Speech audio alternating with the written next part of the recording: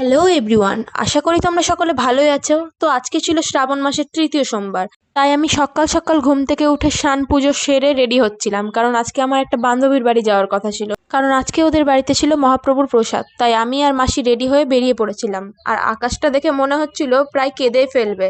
কালকে রাতে বৃষ্টি হওয়ার জন্য প্রচুর জল জমেছিল এদিকে। এদিকে আমি ওদের বাড়ি পৌঁছে দেখলাম ম্যাডাম খুব ব্যস্ত, আর উপরে কীর্তন চলছিল। তারপরে আমি একটু এই পুচকুটাকে নিয়ে ব্যস্ত হয়ে পড়েছিলাম। পুচকুটা খুব সুন্দর পোজ দিচ্ছিল, আর এই ম্যাডামকে দেখে যতটা ভদ্র মনে হচ্ছে, ইনি কিন্তু ঠিক ততটাই দুষ্টু। উপরে কীর্তন প্রায় শেষের দিকেই ছিল। দেন আমি একা বসেছিলাম, গঙ্গা তো প্রায় কাজ করছিল। ও মাঝে মাঝে এসে আমাকে দেখে যাচ্ছিল। আর এইদিকে আকাশের অবস্থা প্রায় খারাপ ছিল। দেন আমি বসে বসে কি করবো, একটু রিলস বানিয়ে নিয়েছিলাম। তারপরে সবাই খাওয়া শুরু করলো। আমার যেহেতু সোমবার, তাই আমাকে কিছু ফল দিল, আমি ফল খেলাম। তারপর আমরা কিছুক্ষণ বসে গল্প করলাম, দেন গঙ্গাকে বাই বলে বাড়ির দিকে রওনা হলাম। তো আজকে সারাদিনটা আমার এইভাবে কাটলো। তোমরা যদি এরকম আরো ভিডিও দেখতে চাও তো লাইক, কমেন্ট অ্যান্ড সাবস্ক্রাইব করে দিও। বাই।